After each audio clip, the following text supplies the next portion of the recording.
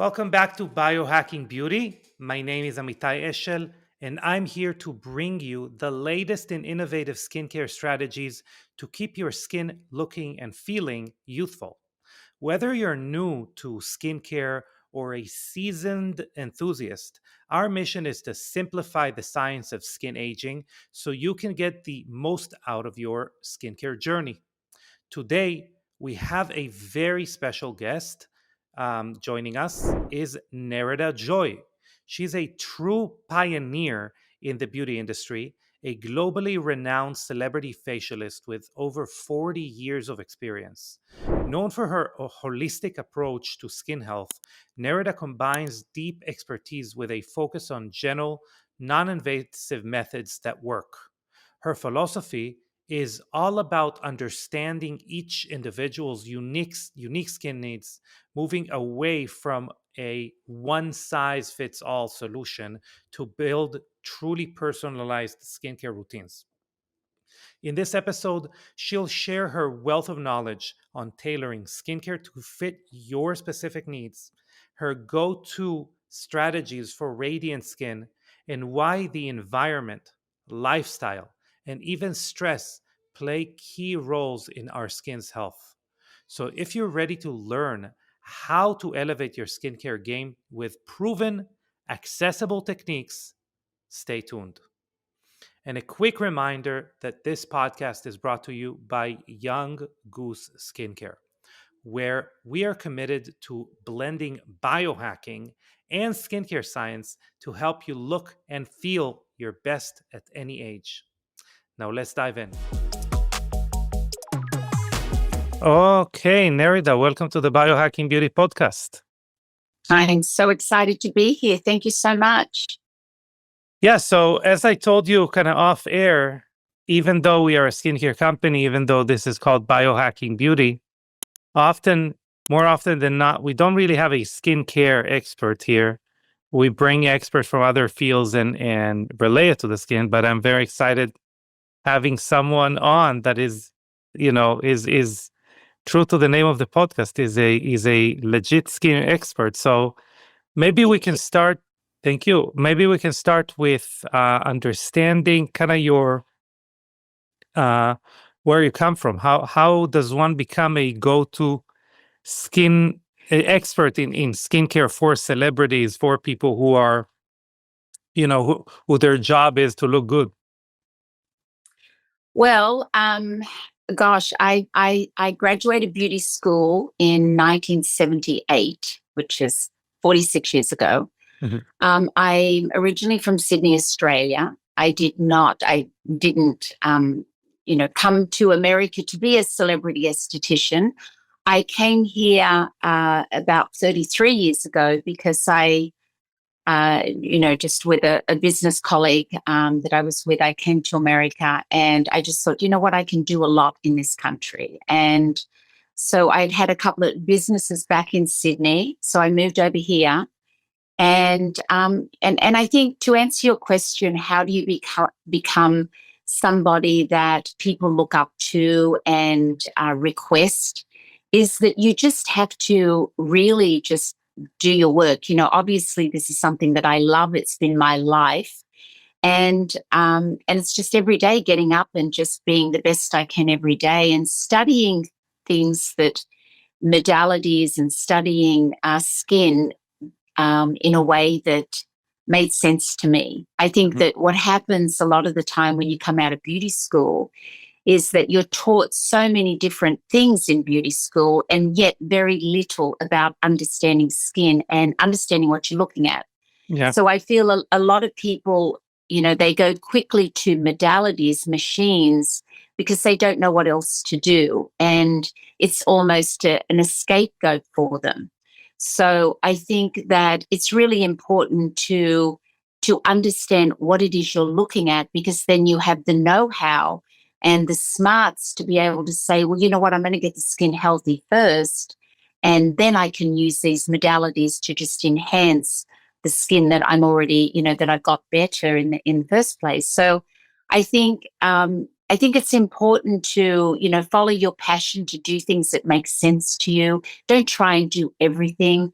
And I think that's sort of, when I came here, I knew that massaging the skin was really important, just in Yeah. what the effects that you can get from that beautiful work with massage. So I feel that was, or has always been, a strong presence for me. It's just sort of really understanding the importance of massage, the importance of the lymphatic system, within that, and just really highlighting just what pretty skin is, having a healthy skin barrier. And I think that, when you understand what you're doing, it's not hard to build a good clientele, especially if you keep the focus in mind that you're there to help people's skin be better. So even a good skin, you can make it better.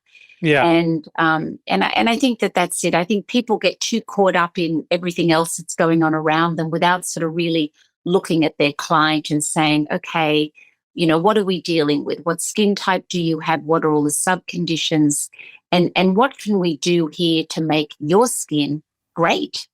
So, I think that's the focus, and it's remained to be my focus. Just Yeah. moving forward. It's interesting. You mentioned lymphatic, and this is something that we do, touch on quite often because I feel like it's getting a resurgence now. But for the longest time, that was not part of the discussion around skin health. Not lymphatic and not blood flow were like the two things that I think, since maybe because the discussion is led by marketing dollars and skincare Yeah. companies trying to explain that their you know favorite new molecule is the end all be all. A lot of times we don't realize that it's significantly more than that, and that you have entire bodily systems that are designed to support the skin, and you need to support those systems. Yes, that's right. Well, So important. yeah. Absolutely. Although I do feel that it is getting a resurgence now with anything from, gua sha, skin taping, skin, buccal massages, just in general, facial massages. I feel like it is getting back to the forefront of skin health. Do you feel it as well? Yeah, I think there's, massage is just I guess when you've done it for as long as I have, and you've had body massages as regularly as I do, which is twice a week, I'm really consistent with that. I understand the importance of, movement as medicine. I Yep. think the more that people fill their face with Botox and they create that stillness within a muscle, then, there's no movement. And if you understand that our body is mostly 70% water, while ever a stream is moving, it stays clean. But when, water's stuck in a dam and it just is rancid and gets dirty, then that's really our body. So, the movement of just the swinging the arms, the massaging, just to help stimulate movement, because our lymphatic system really is like our garbage disposal. We need to be massaging in everything, whether it's your cleanser, your serums, your treatment creams. So in my treatment room, I'm all about my hands, Mhm. and really, I change skin that way too. So Yeah. I think that it's definitely getting back to massage. I know that Buccal massage is a lot of different massages because people have a lot more stress. They have a lot more anxiety now. I mean, these are words that are thrown around. Hmm. Everybody's talking about gut health and the microbiome. And I know from somebody that's worked with skin for 46 years, the importance of acne and gut health. I'm always taking people off certain foods, especially when it's food-related acne. Hmm. And, there's candida and keratosis pilaris. I mean, you've got all of these skin issues that have a big influence, rosacea, another one, so much inflammation in the body. And I think that, gut health is just such a huge part. Young people have issues with their gut now. And Yeah. it's a big discussion, gut health and the microbiome, and just what is it we need to do to keep it healthy, because our skin is obviously just a reflection of what's going on the inside. So Yeah. it's really important. Yeah. I agree. I wonder, has your approach shifted over the years? Have you, Yeah. same? Yeah. Yeah, no, it's definitely shifted. But again, I'm fortunate enough to have studied a lot out of beauty school. I Yeah. studied kinesiology, iridology, Reiki. I did bush essences, um, and nutrition. So I studied for a long time after beauty school. And then when I came out, I tried a lot of different things because I thought everybody's different. It's great to have all these tools to be able to pull from as we need them when we're working on an individual. Yeah. How has it shifted? It's shifted more about the way I massage. Yeah. It's not that I'm bringing in. In fact, I've owned salons since I was 19 years old. Wow. And if you look in my treatment room, you'll see that I don't have any big devices. Hmm. It's really about understanding what you're looking at when you're looking through a Maggie lamp, understanding about one's life in basically their lifestyle, their foods, just what is it on their skin that is their concerning areas. So I'm one who believes very much in face mapping Hmm. and being able to look at somebody's face and go, aha, dark circles and wrinkles around the eyes. Well, let's go to the stomach. Hmm. Because that shows your allergies, it shows your intolerances to foods, it shows areas that are weakened that we can stimulate and make it better. And then you're not going to have the dark circles and the puffiness and the wrinkles the same. So I'm big on education. It's something that I travel around the country doing. I was just in Miami a little over a week ago. I tour with my Understanding Skin tour. And the focus is, it is a lot about gut health, and it's a lot about, the inflammation, because there's just so much of it that interferes with our skin. And so the way, what I find myself doing more is I'm massaging the skin more, but I'm learning different ways to work on massaging the skin. Yeah. Because when you have somebody that has so much heat that's coming out from the inside, and you feel it on the face as soon as you touch them. So automatically my heated blanket goes off on my bed. There's going to be no steam. There's going to be no, infrared lights. There's going to not be any of this. And now what do we need to do to cool and calm the skin?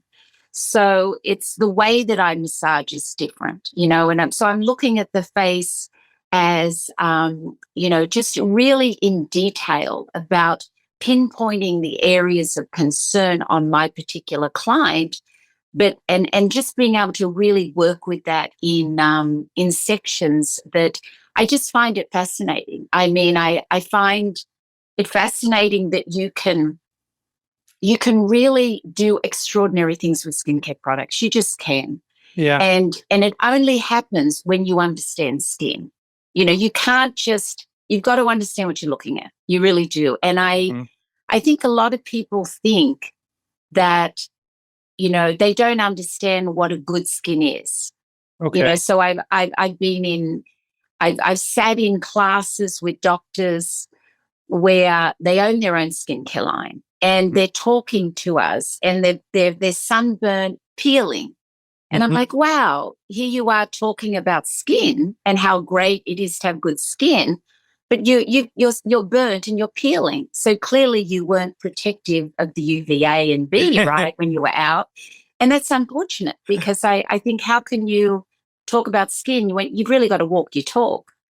Yeah. So for me, I don't, I'm tough in my industry. I'm tough. I'm tough about people that claim to be experts and professional, that they really need to walk their talk. Yeah. I think And it's I think, a lot of people, they just don't, they think if they don't have pimples, they think their skin is good. But there's so much that you can take even a good skin and just make it so much better. Yeah. And I think I want people to understand, Yeah. how to do that. First of all, it's a principle that I think is applied to every avenue in life. I think it's a principle that applies to leadership, right? Like at the end of the Yes. day, you are a leader. You are you're a service provider, but really you lead people to better skin. And a lot of it is inspiration, and a lot of it is having them want to do what is needed to be done. In other words, in Yeah. the words of General Manchester or McMaster or whoever, Uh, and if you are not walking the talk, it's very difficult to be a leader or a good leader. Yes. It's almost Yes. impossible because you're working against Yes. yourself. I agree. So, and you said another thing that is beautiful, that you just love it. And I think it's so much easier to be an expert in something when you love it, when you're really genuinely interested in it. Absolutely. I wonder if, because again, you have 46 years of experience, you love what you're doing, you're interested in what you're doing. Are there, though, ways that you can relay to people who are listening, ways for them to assess, their skin, from lack of a better word, skin types and unique needs? Can they do some of it at home, or they have to Sure. meet a professional? Yeah. I think that there's some things that are very important, some basics. Like I'm looking at you here, and I can see like you have really healthy, pretty skin. And Thank you. it's not often you see people that have pretty skin, right? I mean, as I said, they may not have pimples, but to have dewiness and to have a good constitution, because I always say like our skin is like a house, it's a structure. You have to have a strong base, strong walls, and a strong roof. And I think that that is something that you have to keep in mind about, just levels and what molecules we need to get to these levels. So if somebody, a consumer, your audience, what are some ways? I would say that there's basics, and that is if you are an oily skin, you've got blackheads everywhere, including inside your ear. Yeah. A dry skin is no blackheads at all. Okay. And then you've got the in between, the combination oily and the combination dry. Hmm. Now, I personally am a combination dry. That means I have blackheads around my nose and on my chin. I don't have them on my forehead. Hmm. But the most common skin types are the combination skin types. They're Yeah. the most common. And I think that, if you recognize that you have blackheads and where you have blackheads, which is either going to be your T-zone or around, just down around your mouth Hmm. and your nose. If you have blackheads on the sides of your face, but you don't really have them in other areas, then you're probably not cleaning your skin well. Yeah. And I think that, it's important to understand what skin type you have, number one. Number two, look at yourself in the mirror and do you have these fine little premature lines that are not really wrinkles? Because we've only got three kinds of wrinkles. You've got your premature, which is one that we can fix as an esthetician, or, if you're using good products on your skin, you can fix those little premature lines. Then you've got expression lines that happen around our nasal labia, on our forehead, our 11s between our brows. Expression lines are hard because that is the Botox that will paralyze those muscles, if you're choosing to go that route. Yeah. And then you've got the wrinkles that happen as a result of collagen elastin as we age. So I think it's important to look in the mirror.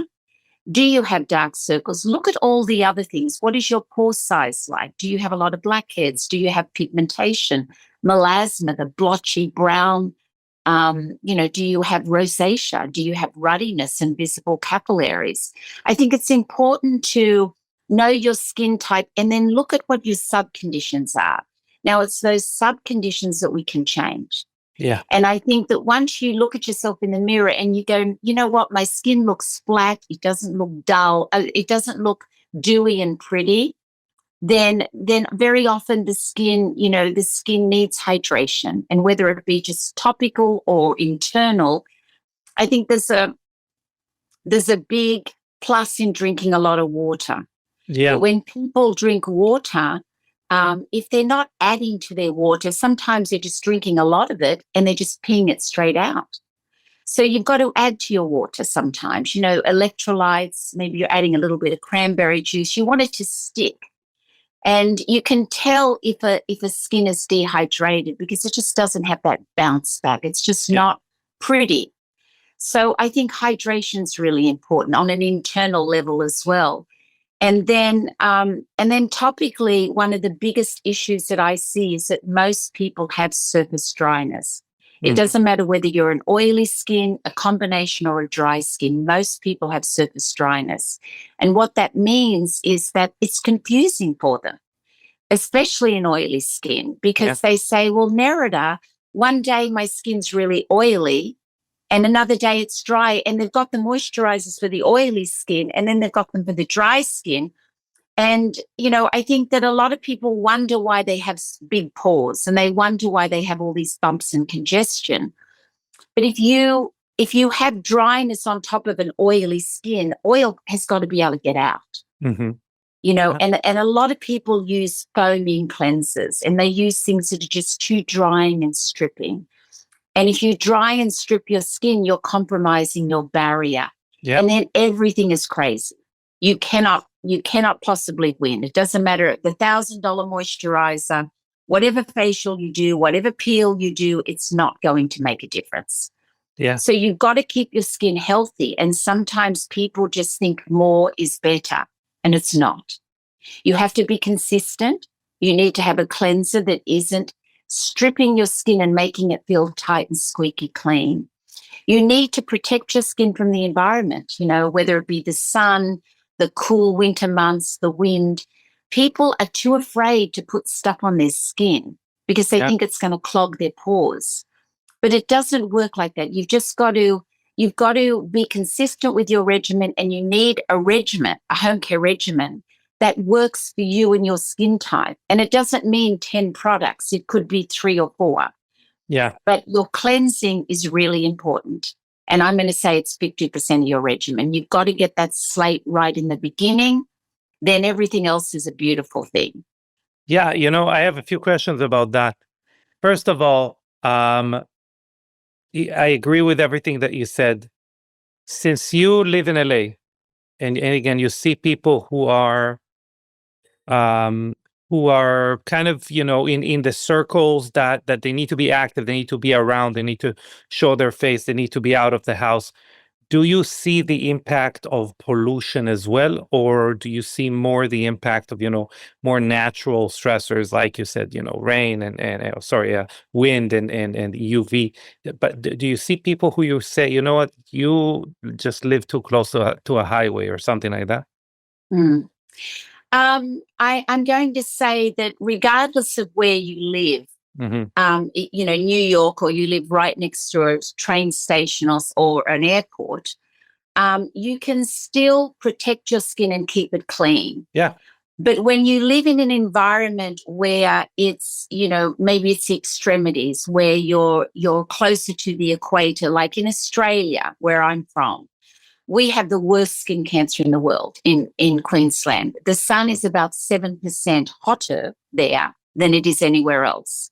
And we also have an ozone layer that's very diluted because, the French were doing all this nuclear testing in the Pacific Ocean many years ago, and it's left a hole in our ozone. Mm-hmm. And now what we have is we have shuttles going up into space, into our stratosphere, with the black carbon that is being expelled from these shuttles. Now, there was only like 130 of them that went up last year, but now the more shuttles that are going up into space, and there's going to be tons more, it is destroying our atmosphere, which means, again, there's going to be more skin cancer and more cataract surgery needed. Yeah.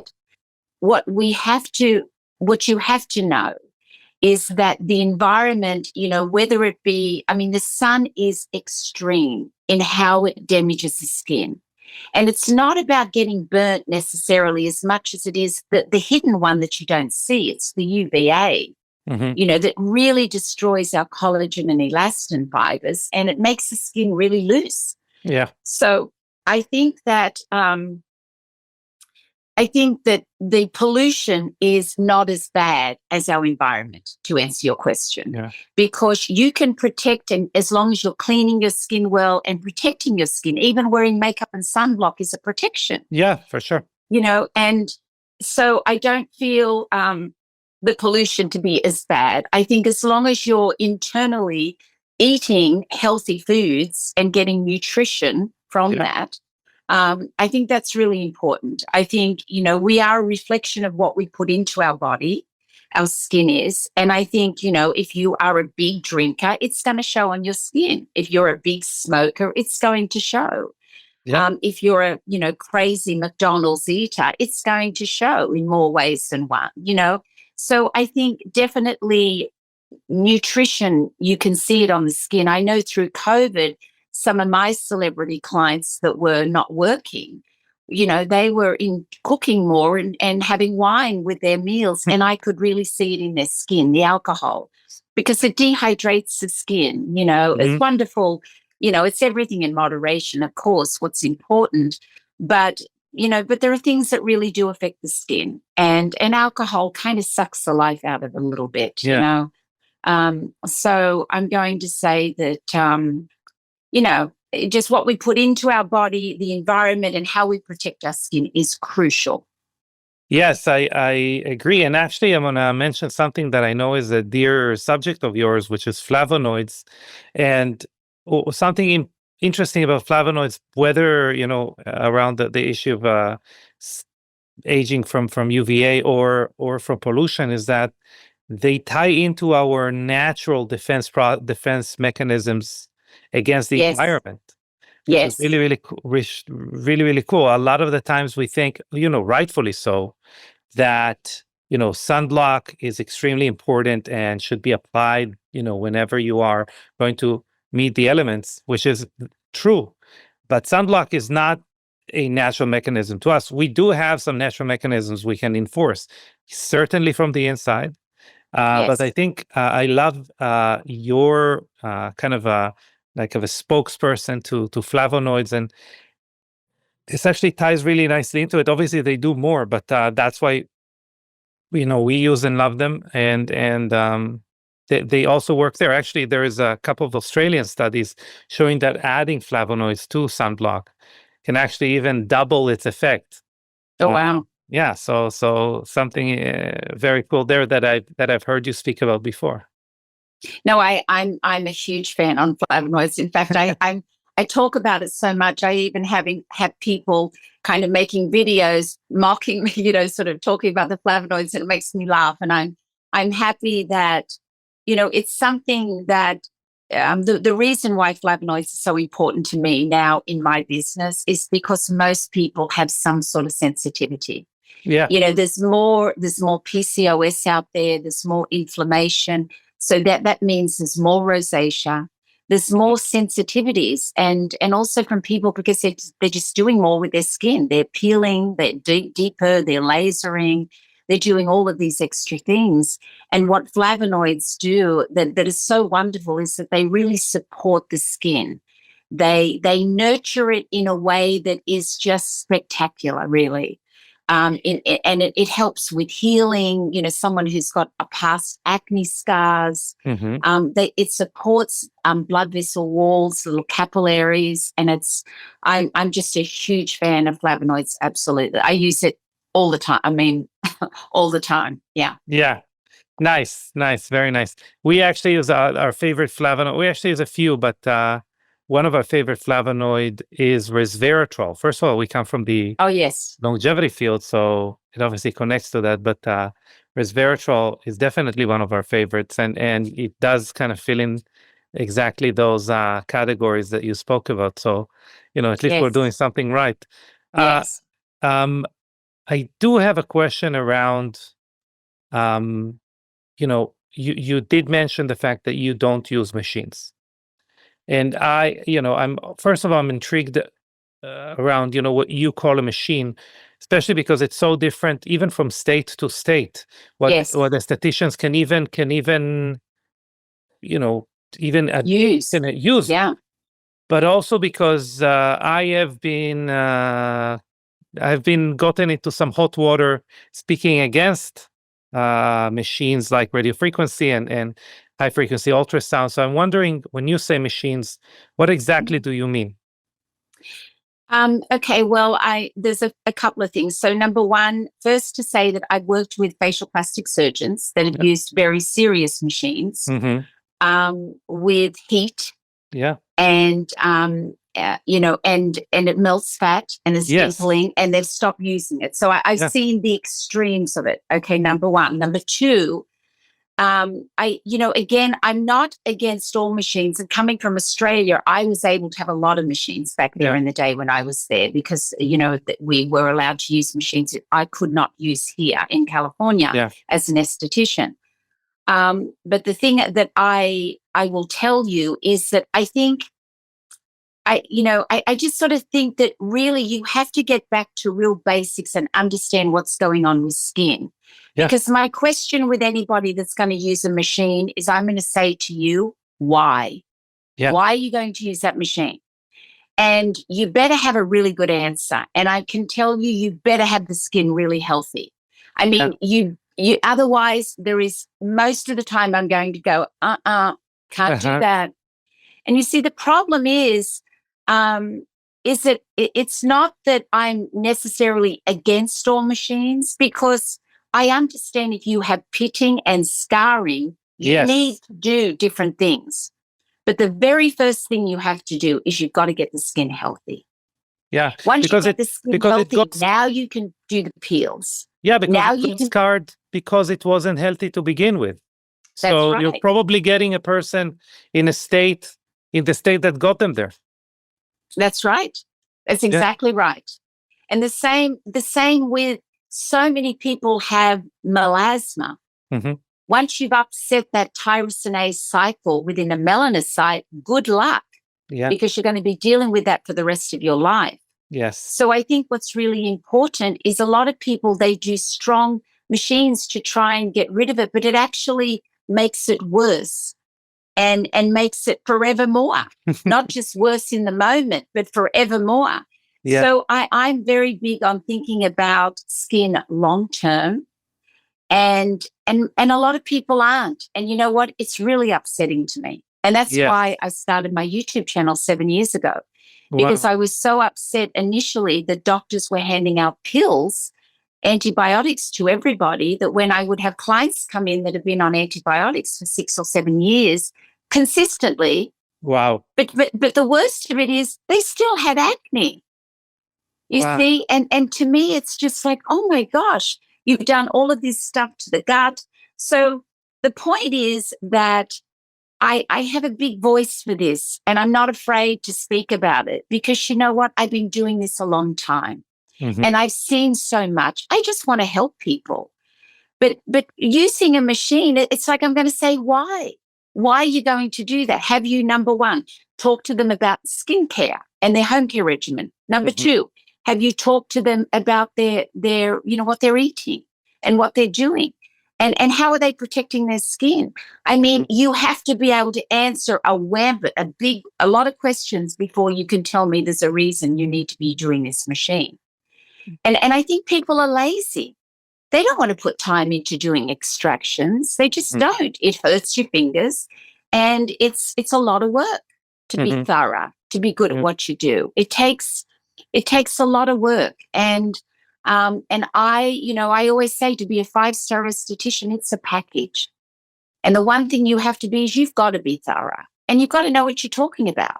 You've got to study your craft, Yeah. And people that do machines, number one, they don't understand really skin, first of all. And second of all, they don't even know why they're using it. You know what I'm saying? And it's a huge problem for me. I have a major issue with this. I think, it goes back to my first point that I told you. To me, probably, and of course, it's a gross generalization, but it's people who don't love it enough. Yes, You know, yes. it all comes from your fascination and love to what you're doing. If you don't, then you're looking for cuts, which, by the way, you don't Yes. even know what you're trying to shortcut. Have Yes, you yes, exactly. you've worked with plastic surgeons? We speak with them. Obviously, we have over 250 clients who are plastic surgeons here in America. And one of my favorite subjects is asking them, when you open up the skin, what are the Mhm, evidence for overuse, or by the way, just use, but overuse of, microneedling, radio frequency, high frequency ultrasound, these devices that claim to stimulate collagen, but what they really are doing is that they're indiscriminately heating up the tissue, damaging blood vessels, damaging, eh, many different levels of skin, fat, etc. Sometimes muscle. So uh, I wondered if you, as a professional, can feel it. You can touch the mhm, skin mhm, without opening it and say, mhm. there, the, Yeah. like it's like in the Iliad where the giant smells that humans were there. Can you smell someone was there before you with a machine? Mhm. I absolutely can. Hmm. And and what I feel, to answer your question, is I feel the weakness in the structure. Yeah. And sometimes I feel, where the skin is uneven, because when you start melting fat, Mm. it's just it makes, again, it's one of those things. It's like, but you're going to need this later in life. Yeah. Why are you doing this right now? Hmm. So it really is devastating to me.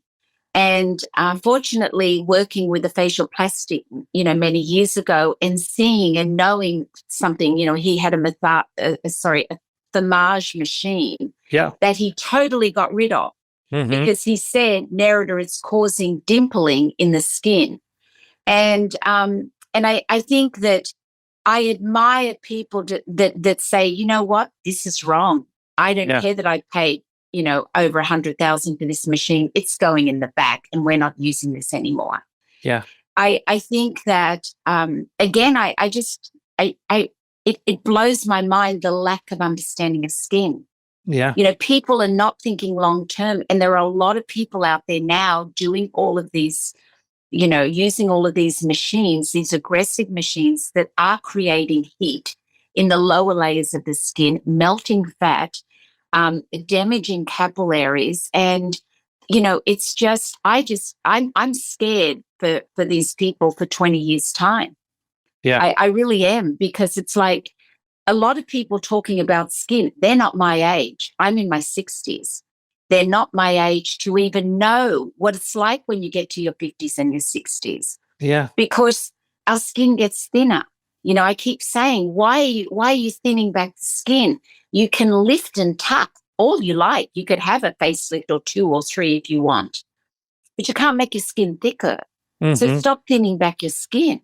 Hmm. So, all of these devices, when you start messing with the fat, I mean, that just absolutely is, I just want to cry, Yeah. because I know what's going to happen in their future.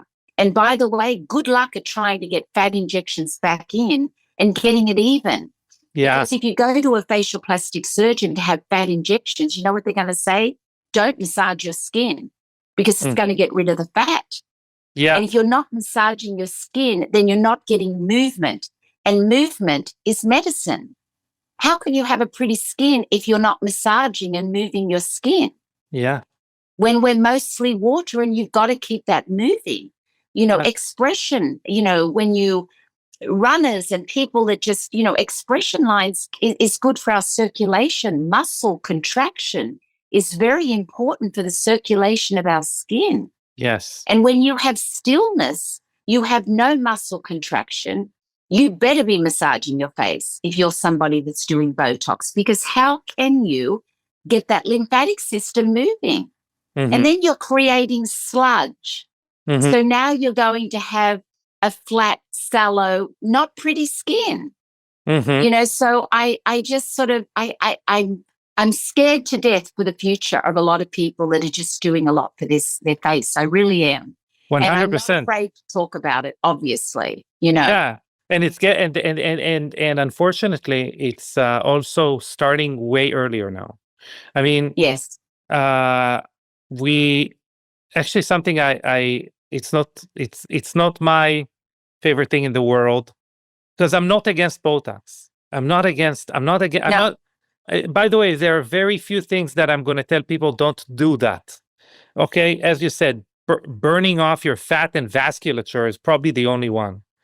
But I'm not against Botox. But part of the big thing that I can tell you that is a big talking point people want to hear us talking about is Botox alternatives. And on Instagram, you can see who's asking your questions, not because you go to their profile. You have Instagram telling you, oh, this amount of people are, that age. We see like 25-year-old asking us for Botox alternatives. And I'm like, you are the alternative. you know, Right. you know what your Right. alternative? 15 years. That's your That's alternative. funny.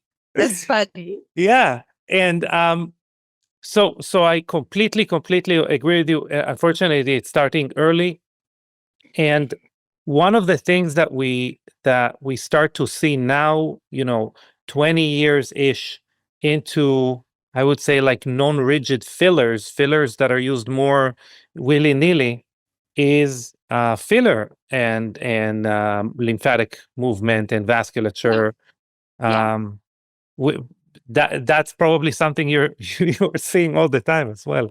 Well, the same as you. I mean, the facial plastic I used to work with in Beverly Hills, when 23-year-olds would come in for Botox, he would say, "Get out of here." And Yeah. I'm just like, "Good for you," because again, I like you. I had Botox done. I had a little bit Mhm. between my eyebrows and like a little bit up here in the head, and I stopped him doing it up here because I realized that it's going to affect my hair growth around my hairline Mhm. by not, by creating that stillness.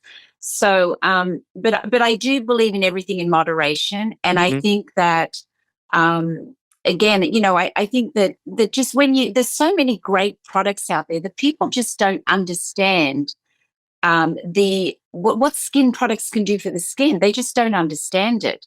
And there's so much value in the actives that we have that can really get to fibroblast cells. Fillers now, a lot of them are such a problem because in how they affect the lymphatics, Yeah. and just in what they do. And I mean, working with a facial plastic, I've seen people that have had filler that have gone blind in an eye because they went to, not a facial plastic surgeon. Yeah. They went to a nurse or somebody that really, doesn't know exactly what they're doing and where they're putting these injections. Yeah. I think that fillers are dangerous too. I Yes. think that it's not just that people look puffy and that all of a sudden they start to look, a little chipmunky or whatever.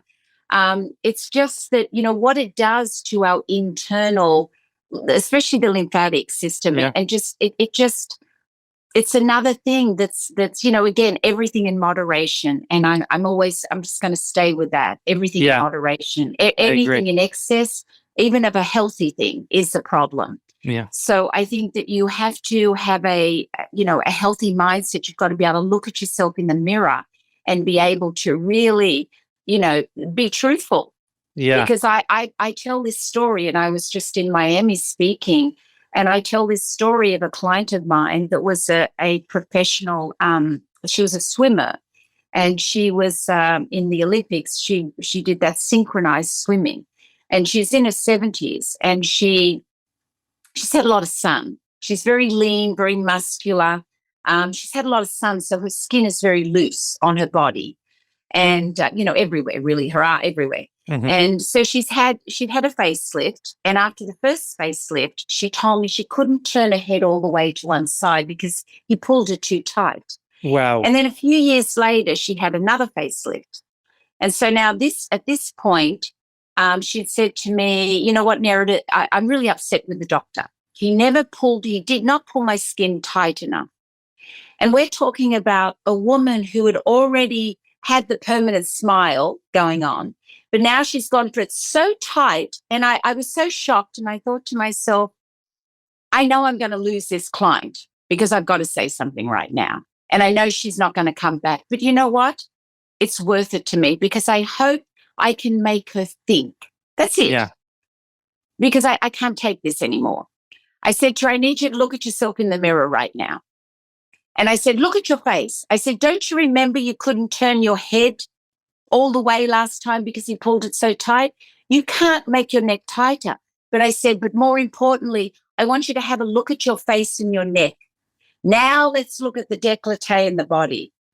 And I said to her, you can't make it look any different. Yeah. It looks like it doesn't belong right now. Mm-hmm. You can't do anymore. You have to stop now. And I knew I'd never see her again. And I hope she found a wonderful esthetician to take care of her moving forward.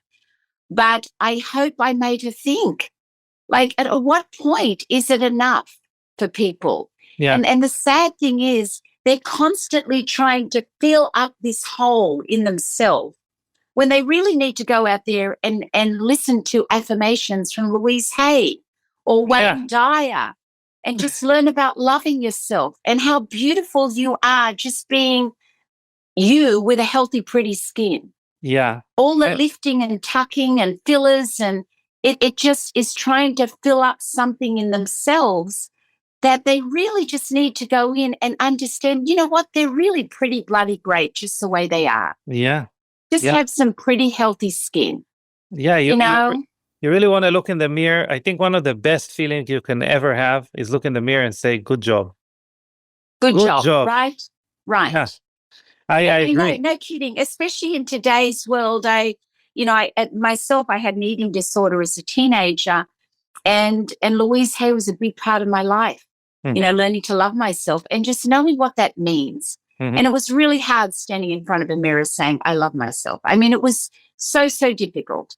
But you know what? It just, nothing is more valuable in life than knowing what that really is. Mm-hmm. That is, there's nothing richer in life than feeling richness within yourself. Amen. That's it.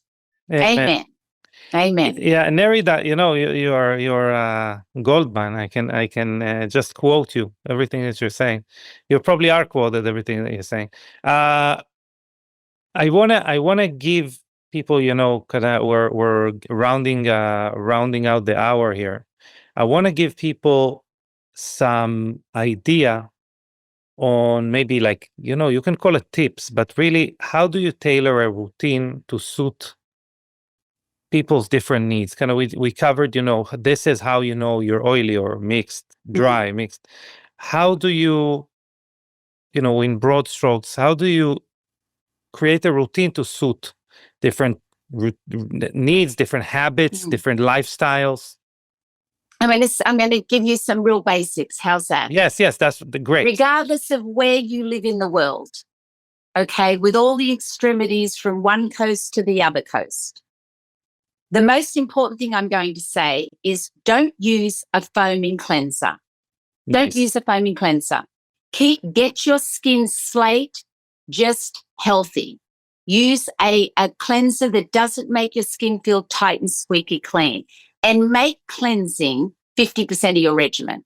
Nice. Spend time cleansing your face because that is going to help keep your pore size small. It's going to help with a lot of issues. Number one. Number two is, if you're exfoliating, don't use abrasive scrubs. There are so many wonderful exfoliants out there that might be more chemical, that absorb dead cells and have a buffing effect on the epidermis. So regardless of what skin you have, regardless of where you live, use an exfoliant that has a buffing effect on your epidermis. You don't need to use a scrub. And I'm going to say, if you think about when you don't wear shoes and you walk on the sand on the beach, and that sand is exfoliating, what else is it doing? It's thickening the skin. And thickening is not good because then it doesn't allow treatment products to get in. So it's important to use an exfoliant that is gentle but absorbs dead cells.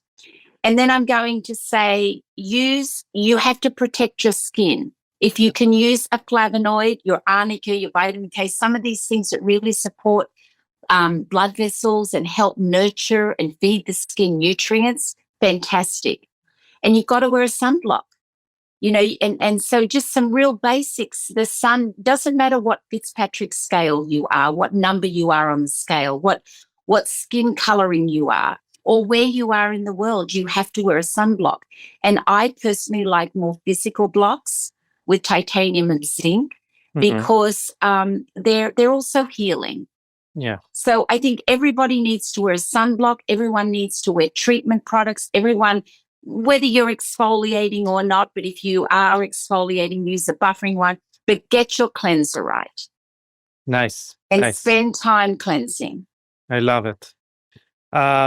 Nice. And what I like about it, I wanted to have like a following question of like, okay, but what should they use from things that they already have? But you kind of responded to that, which is fantastic. Let's see. What are some of your best like the ingredients that you like the most? You did mention flavonoids.